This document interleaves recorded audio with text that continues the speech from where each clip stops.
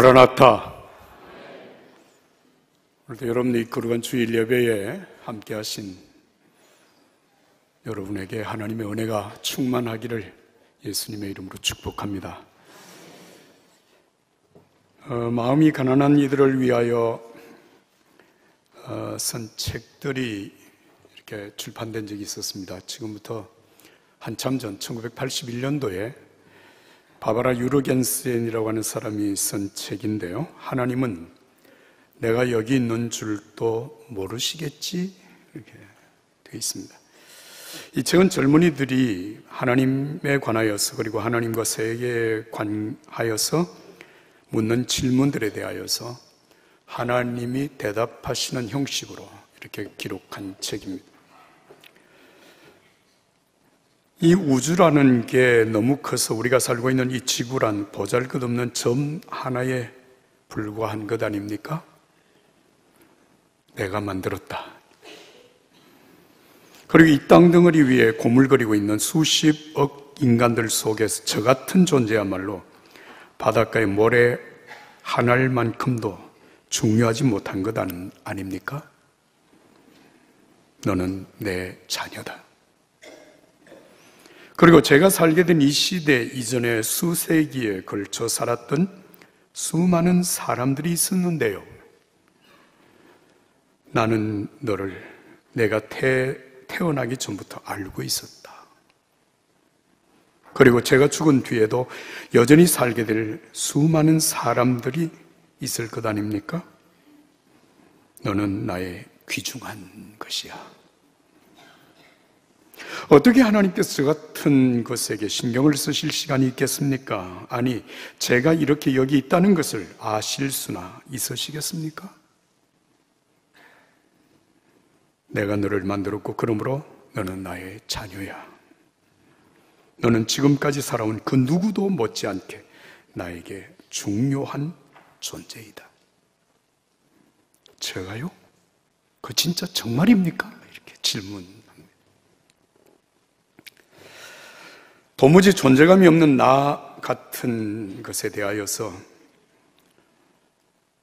내가 무슨 일을 하는지, 어떤 형편에 처해 있는지 정말 하나님은 아시긴 하실까? 이런 질문은 우리의 삶의 어려움이 장기간 지속되게 되면 우리 마음속에 일어나는 회의적인 것으로 아마 많은 분들이 이런 경험을 하게 될 것이라고 생각이 됩니다. 오늘 우리가 읽은 이 본문 요한복음 5장 1절부터 9절의 말씀은 그렇게 스스로 하나님께로부터도 내가 잊혀졌고 그리고 가족들에게조차 버림을 받았다고 생각하는 사람들의 이야기가 오늘 이 본문에 기록이 되어 있습니다. 시각장애인, 다리를 저는 사람, 중풍병자 같이 당시로서는 치유가 불가능한 많은 사람들이 언제 올지도 모르는 치유의 기회를 기다리면서 베데스다 연못가 5개의 회랑 가운데 머물고 있었습니다. 이들이 이 고통의 삶이 언제부터 시작되어졌는지는 각자에게 다 다르겠지만 그 고통 속에서 내 문제가 해결되지 아니하고 가족들조차도 외면하는 그 가운데 이들은 하나님조차 나를 버리신 것이 아닌가라고 하는 회의적인 물음들이 그 마음속에 일어나고 있었습니다. 민족이 명절이라고 해서 많은 사람들이 오고 가고 북적대고 있지만 이 사람들을 찾아오는 가족들은 없었습니다. 그런데 안식일, 예수님께서 바로 이들을 찾아오셨습니다. 그리고 38년 동안 병을 앓고 누워있는 한 남자를 만나셨습니다. 여러분, 오늘 본문의 말씀 6절을 한 목소리로 읽겠습니다. 6절입니다. 예수께서 그 누운 것을 보시고 병이 벌써 오랜 줄 아시고 이르시되 내가 낫고자 하느냐. 한번 따라서 하겠습니다. 보시고 아시고 이르시되. 네. 예수님이 그들을 보셨다. 그를 보셨다. 그리고 그가 어떤 상황에 있는지 아셨다. 그리고 말씀하십니다. 내가 낫기를 원하느냐. 사람들에게 철저히 외면당한 채 어떻게 보면 죽음의 날을 기다리고 있는 이 사람들을 예수님이 찾아오셔서 그들을 보셨습니다. 그리고 그들을 아셨습니다. 그리고 말씀하십니다. 내가 낫기를 원하느냐. 다시 한번 따라서 합시다. 보시고 아시고 이러시되 내가 낫기를 원하느냐. 여러분, 예수님께서 이날 베데스다 연못가에 나타나신 것은 우연일까요? 길을 가시다가 그들의 신음소리를 들으시고 발길을 멈추셔서 그곳을 방문하시고 사람들을 만나신 것일까요? 여러분, 예수님은 우리의 구원을 위하여 하늘의 영광 보좌를 버리시고 이 땅에 오셔서 33년 짧은 생애를 사시 그나마 메시아로서의 사명을 감당하시는 시간은 불과 3년밖에 되지 않으십니다. 그리고 십자가에 못 박혀 죽으심으로 이 땅에 구원의 길을 여신 전능하신 하나님이십니다. 우리를 향한 예수님의 구원은 어쩌다가 오다가다 만나서 이루어진 사건이 아니라 완벽한 계획 속에 이루어진 일임을 에베소서 1장 4절은 이렇게 말씀하십니다. 하나님은 세상이 창조되기 전에 그리스도 안에서 우리를 선택하셨고 사랑 가운데서 그 앞에 거룩하고 흠이 없게 하셨습니다. 여러분, 이 말씀을 자세히 보면 하나님이 우리를 선택하셨다는 것은 창세 전의 일이었다. 그리고 그리스도 예수 안에서 우리를 구원하셨다. 우리를 흠이 없게 하나님 앞에 서게 하셨다. 여기에 사용되어지고 있는 모든 동사는 미래형이거나 현재형이 아닙니다. 과거형입니다. 이미 선택하셨습니다. 구원하셨습니다. 그리고 하나님 앞에 의롭게 하셨습니다. 이미 완벽하게 계획하시고 구원을 이루어 가시는 하나님의 역사, 예수님의 역사들을 우리로 하여금 깨닫게 하시는 것입니다. 여러분, 이런 구원의 역사를 여러분 들으시면 어떤 생각이 드십니까? 아, 진짜 그렇구나. 그런 생각이 드십니까? 아니면 나는 이해할 수가 없어. 그런 생각을 혹시 하시나요? 나 같은 죄인이 구원을 받아서 하나님의 자녀가 되고 오늘까지 하나님의 자녀로서 은혜 가운데 살아왔다고는 사실을 우리가 인정한다면 여러분, 이 하나님의 구원의 역사를 우리가 어렴풋이 이해하기 시작을 하고 정말 오늘 내가 여기까지 이르게 된 것이 하나님의 은혜입니다라고 하는 사실을 내가 고백할 수 있다면 하나님의 치밀한 계획 가운데 이루어지는 구원을 우리가 이해할 수 있습니다. 하나님은 우리를 정확하게 아십니다. 그리고 우리를 보시고 아시고 우리에게 물으십니다. 내가 낫기를 원하느냐? 요한복음 1장 45절 이하에 빌립이라고 하는 사람이 예수님의 제자로 부름을 받은 이후 그가 그의 사랑하는 친구 나다나엘을 찾아가서 이루어지는 대화, 그리고 그 친구를 예수님께 데리고 온 그 사건이 기록이 되어 있습니다. 빌립이 나다나엘에게 찾아가서 이렇게 얘기합니다. 모세가 율법에 기록하였던 그분을 우리가 만났다. 요셉의 아들 예수님이시다. 아니, 나사렛에서 무슨 선한 인물이 나겠느냐 이렇게 묻습니다. 그러니까 빌립이 일단 가서 보자, 가서 만나보자. 그리고 나다나엘을 예수님께 데리고 오는 그 순간 예수님이 이렇게 말씀하십니다. 이 사람은 진짜 이스라엘 사람이다. 마음에 거짓이 없다 이렇게 얘기합니다. 깜짝 놀란 나다나엘이 반문합니다. 당신의 나를 어떻게 아십니까? 우리가 초면 아닙니까? 어떻게 나를 아십니까? 그랬더니 예수님 하시는 말씀이 빌립이 너를 데려오기 전에 네가 무화과나무 아래 있을 때 내가 이미 너를 보았다. 그 말씀을 듣고 나다나엘이 무릎을 꿇습니다. 당신은 진짜 이스라엘의 왕이시고 하나님의 아들이십니다. 여러분, 이 나다나엘이 그 무화과나무 아래서 무슨 일을 어떻게 얼마나 했는지를 우리는 전혀 알 수 없지만 그 사실 하나로 나다나엘은 예수님께 무릎을 꿇습니다. 그 말은 자신의 삶은 정말 하나님과 자신만이 아는 은밀한 일이었는데 예수님이 그 사실을 알고 계시다고 하는 사실입니다.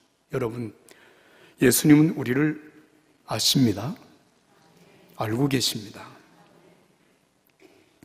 최근 우리 사회는 대통령께서 임명한 한 장관의 문제로 몹시 시끄럽습니다. 여러분, 과거에는 고위직에 임명이 된다라고 하는 것은 참 영광스러운 일이었습니다.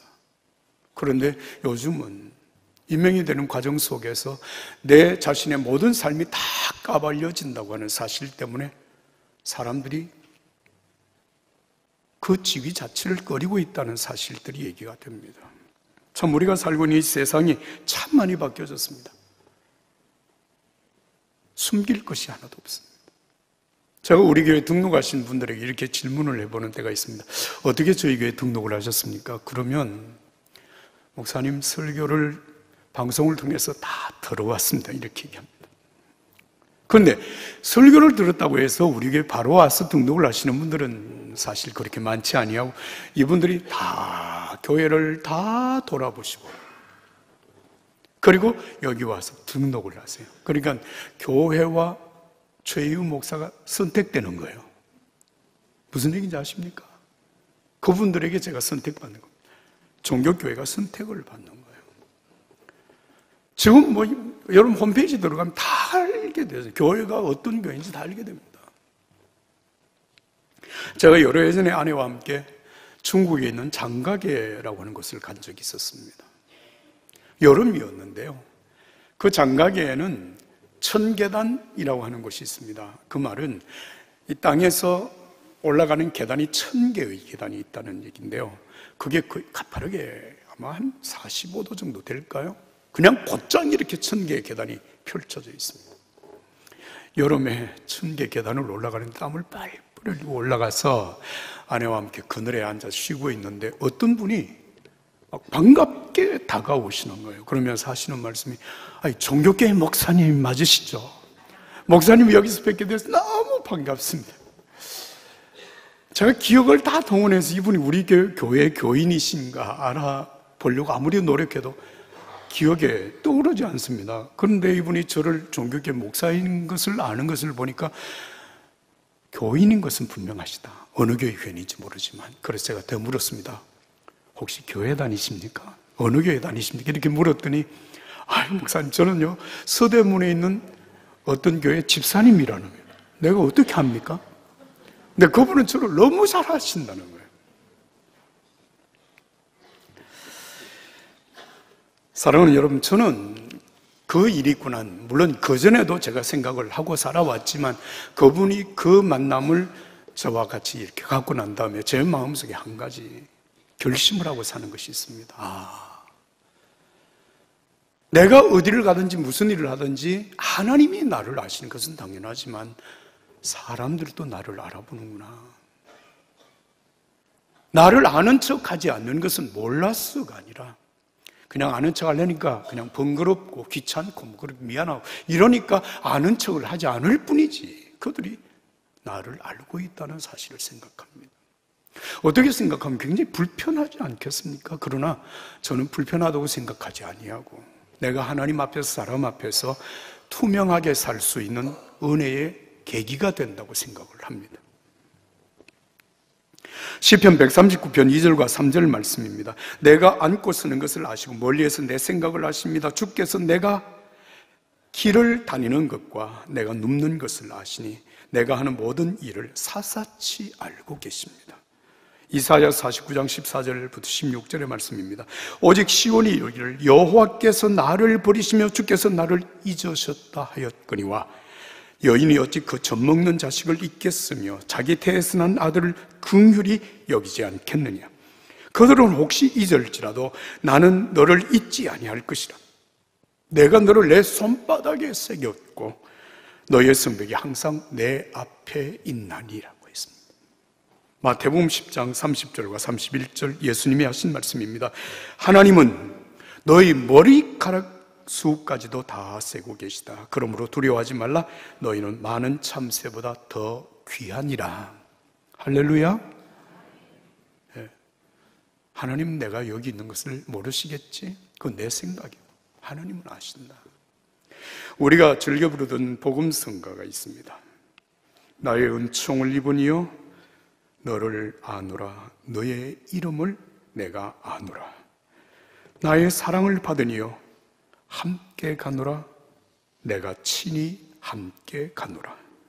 내가 너로 편케하며 나의 모든 선함으로 너의 앞을 지나며 나의 이름으로 너를 지키리라.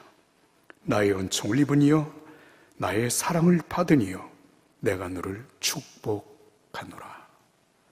나의 은총을 입으니요. 여기까지입니다. 하나님이 우리를 아신다는 겁니다. 우리의 이름까지 아신다고 말씀하십니다. 여러분, 이름을 안다고 하는 것은 내 명함을 받고 당신 이름이 최이우입니까? 이렇게 아는 것이 아니라 여러분 성경에서 이름을 안다고 하는 이 말은 내 모든 것, 내 속속들이 아신다고 하는 말씀입니다. 하나님은 아십니다. 오늘 예수님께서 이 38년 병자를 보시고 아시고 말씀하십니다. 내가 낫기를 원하느냐? 사랑하는 여러분, 예수님이 우리를 아심으로써 여러분 거기서 끝나지 않습니다. 우리를 아시기 위하여서 하늘 보좌를 버리고 우리와 똑같은 몸을 입고 우리에게 오신 예수님, 아기 예수로 오신 예수님, 그 예수님은 우리의 연약함을 아시고 우리를 돕기 위하여 하나님 앞에 위대한 대제사장으로서 중보하시는 분이십니다. 히브리서 4장 14절, 15절, 16절은 사실 읽을 때마다 제가 묵상을 할 때마다 이 말씀 제게 큰 은혜가 됩니다. 이렇습니다. 이와 같이 우리에게 하늘로 올라가신 위대한 대제사장 곧 하나님의 아들 예수가 계시니 우리가 고백한 신앙을 굳게 지킵시다. 이는 우리에게 계신 대제사장은 우리의 연약함을 동정하지 못하시는 분이 아니며 또한 모든 면에서 우리와 동일하게 시험을 당하셨으나 죄가 없으신 분이기 때문입니다. 그러므로 자비하심을 얻고 필요할 때 도우시는 은혜를 얻기 위하여 은혜의 보좌 앞으로 담대히 나아갑시다. 여러분, 예수님은 우리를 아시기 위해서 여러분 우리가 똑같은 몸을 입고 이 세상에 오셔서 우리가 당하는 모든 시험, 모든 고난, 모든 어려움을 몸소 겪으셨다는 것입니다. 그러므로 우리를 동정하신다는 거예요. 예수님은 우리와 같은 시험을 받으셨지만 죄는 없으시다. 메시아이시다. 우리를 돕는 구원자이시다 라고는 말씀을 하시는 것입니다. 여러분, 어려운 사람을 우리가 다 알고 돕고 싶으나 능력이 없으면 이게 참 안타까운 일입니다. 사실은 괴로움만 더할 뿐입니다. 한계를 지닌 우리가 가지고 있는 아픔, 괴로움이 바로 그런 것이죠. 그러나 예수님은 하나님이십니다. 도우실 수 있습니다. 고쳐주실 수 있습니다. 마태복음 4장 23절과 24절의 말씀 이렇게 말씀하십니다. 예수께서 갈릴리 지역을 두루 다니시며 회당에서 가르치시고 복음을 전파하시며 사람들의 모든 질병과 아픈 곳을 고쳐주셨습니다. 예수에 대한 소문이 온 시리아에 퍼졌습니다. 그리하여 사람들이 병을 앓는 모든 사람들을 예수께 데리고 왔습니다. 그들은 온갖 질병과 고통으로 괴로움을 당하는 사람들, 귀신 들린 사람들, 간질병에 걸린 사람들, 중풍병에 걸린 사람들이었습니다. 그 다음에 말씀 같이 따라서 하겠습니다. 예수께서 그들을 고쳐주셨습니다. 한 번 더 하겠습니다. 예수께서 그들을 고쳐주셨습니다. 할렐루야. 예수님이 그들을 고쳐주셨다. 여러분, 이 예수님의 고쳐주시는, 치유하시는 이 역사는 그 한 번으로 끝나지 않았습니다. 여러분, 언제 치유를 받을는지, 그 기회가 내게 언제 다가올는지도 알지 못하는 상황 속에 막연하게 베데스다 연못가에서 기다리고 있는 사람들, 여러분, 그들에게 기회가 올 것을 정말 믿었을까요? 아니면 언젠가는 나에게 기회가 와서 나는 고침을 받을 것이라고는 사실을 정말 그들은 기대하고 있었을까요? 38년 된 병자에게 예수님이 다가가서 보시고 아시고 말씀하십니다. 내가 낫기를 원하느냐? 사실 이 38년 된 병자는 여러분 38년 동안 동일한 고통을 지금 앓고 있습니다. 이 베데스다 연못에 가끔 천사가 내려오면 물이 움직이는데 그 물이 움직일 때 제일 먼저 들어가는 사람은 어떤 병에서도 고침을 받는다고 하는 사실이 전해지므로 지금 이 사람도 그 연못가에 와서 때를 기다리는 거죠. 여러분, 그러나 38년 동안 이 사람에게는 기회가 오지 않았습니다. 그런데 여러분, 정말 놀라운 일이 생겼습니다. 예수님이 그를 찾아오셨고 그를 만나주시고 그에게 말씀하십니다. 당신 낫기를 원하십니까? 여러분, 이 말씀으로 말미암아 이 38년 된 병자의 마음속에 여러분 변화가 일어납니다. 아, 나을 수 있겠구나. 예수님이 나를 고쳐주시면 내가 낫겠구나. 이미 오래전에 접어버렸던 그의 꿈이 다시 펼쳐지기 시작합니다. 그리고 이미 오래전에 포기해버렸던 기도도 다시 살아납니다. 사랑하는 여러분, 예수님의 말씀은 생명의 말씀입니다. 그 말씀을 믿음으로 듣는 자들은 꿈이 되살아납니다. 믿음이 살아납니다. 삶에 여러분 새로운 기회가 열려집니다. 나는 이 은혜가 오늘 여러분들에게 있기를 예수님의 이름으로 축복합니다. 예수님의 말씀에는 능력이 있습니다. 그 예수님 자체가 우리들에게 생명이고 희망입니다. 구원입니다. 여러분, 예수님이 하시는 이 말씀, 내가 낫고자 하느냐, 이 말씀을 듣고 이 사람의 마음속에 믿음이 생겨 꿈이 다시 펼쳐지고 하나님 앞에 기도의 마음이 일어나게 될 때 그 중심을 보신 예수님이 하시는 말씀, 여러분 8절과 9절의 말씀 한 목소리로 읽겠습니다. 8절 9절입니다.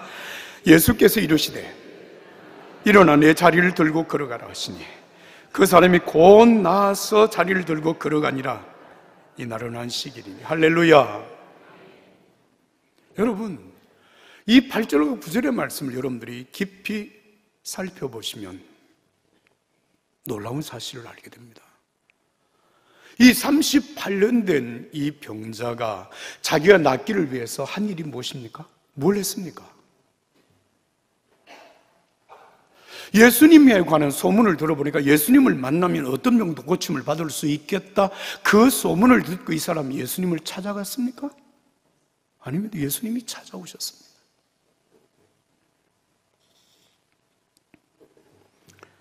예수님께 정말 간절한 마음으로 예수님 나를 고쳐달라고 기도했습니까? 아닙니다.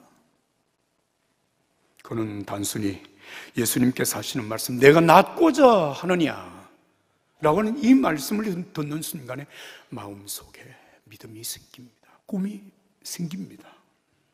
의욕이 생깁니다. 주님을 바라봅니다.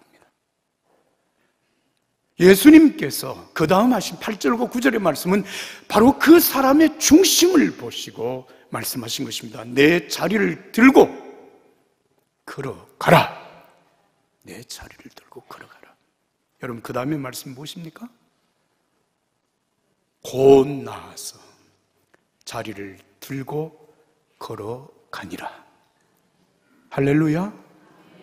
사랑하는 여러분, 예수님께서 말씀하실 때, 자리를 들고 걸어가라 말씀하실 때 이 사람 토를 달지 않습니다.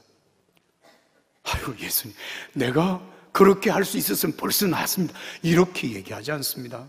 아, 내가 어떻게 일어나서 내 자리를 들고 가면 그런 얘기를 하지 않습니다. 여러분, 그 순간 그는 이미 예수님의 말씀을 통해서 믿음이 생겼고 예수님의 말씀에 대한 여러분 절대적인 신뢰감이 생겼습니다. 그래서 예수님께서 그 믿음을 보시고 하신 말씀이 일어나 내 자리를 들고 가라고 말씀하셨고, 그 말씀을 듣는 순간에 이 사람은 말씀을 의지하고 예수님을 바라보고 벌떡 일어나서 자리를 들고 걸어가는 겁니다. 믿음, 순종 속에 하나님의 역사가 있습니다. 할렐루야. 그렇습니다. 1978년, 꽤 오래전의 얘기죠. 1978년 10월에 당시에 저로서 저에게는 대단히 중요한 순간이 닥쳤습니다. 현실을 그냥 받아들이고 살 것이냐, 아니면 정말 하나님의 도우심을 간구하며 하나님의 역사를 기대해야 될 것인가라고 하는 시점에 놓이게 되었습니다. 제가 1972년도에 감리교신학대학에 입학을 해서 5월 달에 군종장교 시험을 봤어요. 합격을 했습니다. 군목을 가는 거죠. 시험에 합격을 하면 적어도 대학원 졸업할 때까지, 그리고 목사 안수를 받을 때까지 한 6, 7년 징집이 자동적으로 연기가 됩니다. 그리고 목사 안수를 받은 상황에서 군목으로 임관을 하게 되죠. 근데 그 군목으로 징집이 되는 연도가 1979년 4월이었습니다. 그런데 제가 신학대학을 다니는 동안에 제가 문제아였거든요. 데모하고 시위 가담하는 정도를 넘어서서 주동도 하고, 그러다가 구치소에도 몇 번 가고, 그리고 무기징역도 당했습니다. 제가 아주 나쁜 사람이죠. 그런 상태에서 제가 군목으로 임관을 할 수 있다고 하는 것은 상당히 어려운 일이라고 하는 사실을 알았기 때문에 제가 찾아간 곳이 여기 용산에 있는 국방부를 찾아갔어요. 10월 달에 찾아가서 선배 군목님들에게 제가 질문을 했습니다. 목사님, 제가 내년 4월에 징집 예정인데 제가 군목으로 갈 수 있는지 확인을 좀 해주십시오. 그랬더니 그 선배 목사님이 잠깐 기다려라. 그리고 그분이 연락한 곳이 보안대였습니다. 여러분, 요즘으로 말하면 국정원. 전화하고 난 다음에 대답이 아주 간단했습니다. 못 간다? 이건 확실한 거예요. 제가 군목으로 갈 수 있는 가능성은 0%. 자, 그러면 이 상황에서 제가 0% 절대로 갈 수 없는 상황이니까 그냥 병으로 내가 그냥 징집이 돼야 될 것이냐, 아니면 정말 내가 하나님 앞에 기도하면서 이 상황이 하면 내가 도전을 해야 될 것인가라고 하는 문제를 생각하다가 기도하기로 작정을 했습니다. 뭐 믿져봐요 본전 이런 얘기가 아니라 여러분, 기도했습니다. 10월부터 시작해서 석 달이 넘도록 제가 하나님 앞에 작정하고 기도를 했습니다. 매일 저녁 9시부터 10시까지 제가 섬기는 시골의 작은 교회 강단에 올라가서 1시간씩 정말 간절하게 기도했습니다. 여러분, 제가 물어볼까요? 제가 군목으로 갔다 온 것을 아십니까? 네? 모르세요? 제가 군목으로 갔다 왔고요. 제가 육군 대위로 예편을 했습니다. 다이아몬드 3개. 그리고 전역할 때쯤 돼서 제가 군사령관 표창장도 받았습니다. 그래서 어땠다는 것입니까? 이렇게 질문하지 마세요. 그냥 받았다는 사실만 얘기하는 겁니다. 여러분, 100% 불가능한 상황 속에서 내가 기도했더니 군목으로 가게 했습니다. 그 사실 자체도 물론 저에게는 굉장히 중요한 일이었지만, 제가 이 사건을 통해서 제 목회자의 마음 속에, 믿음 속에 한 가지 큰 확신을 하나님이 주셨습니다. 그 확신이 뭐냐? 절대적인 불가능한 것도 하나님이 도우시면 됩니다. 이 믿음이 제게 생긴 거예요.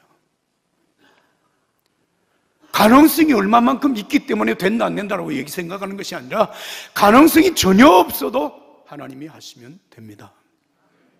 한번 따라서 합시다. 하나님이 하시면 됩니다. 하나님이 하시면 낫습니다. 하나님이 하시면 해결됩니다. 이 믿음이 제게 생긴 거예요. 제 목회 생활에 있어서 사실은 이 믿음은 얼마나 제게 큰 힘이 되는지 모릅니다. 여러분, 만약에 제가 그런 일 없이 군목으로 갔다 왔다면 그냥 나는 군목 생활을 했습니다. 그것이 전부일 수 있는데요. 불가능한 전혀 불가능한 상황 속에서 하나님이 되게 하셨다는 것, 제 믿음의 큰 계기가 되었습니다. 사랑하는 여러분, 2000년 전 베데스다 연못가에서 일어난 이 기적, 38년 된 병자가 일어나 자기 자리를 들고 걸어갔습니다. 이게 여러분 그때 있었던 일회적인 사건으로 그냥 우리가 기억한다면 여러분 이 말씀이 오늘 우리들에게 무슨 은혜가 되겠습니까? 하나님의 말씀은 살아있고 운동력이 있습니다. 오늘 나에게 들려지는 예수님의 생생한 음성으로 이 말씀이 들려지고 있다는 사실은 이 말씀이 오늘 저와 여러분들에게도 가능한 말씀입니다. 사랑하는 여러분, 접어버린 꿈이 있습니까? 포기해버린 기도가 있습니까? 이건 누가 해도 안 된다고 단정해버린 여러분들의 삶의 현실이 있습니까? 주님, 예수님이 이 시간 말씀하십니다. 내가 낫기를 원하느냐? 해결되기를 원하느냐?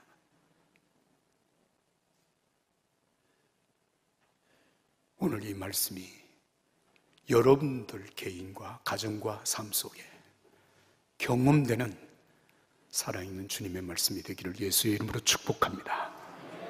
축복합니다. 우리 함께 기도하겠습니다. 여러분 화면에 기도문을 같이 우리 목소리를 내어서 기도하도록 하겠습니다. 우리가 우리 자신을 아는 것보다 더 세밀하여 머리카락까지 세시는 예수님을 믿음으로 영접한 우리를 하나님 자녀되게 해주셨으니 감사합니다. 내 자신의 한계를 알고 이미 접고 포기해버린 꿈을 다시 살려주시고 일어나 내 자리를 들고 걸어가라 하신 예수님의 이 말씀을 내게 하시는 말씀으로 듣고 믿게 하여 주시옵소서. 내 가능성이 아니라 예수님을 믿음으로 일어나 걸어가는 믿음을 주시옵소서. 주 예수 그리스도 이름으로 기도합니다. 아멘.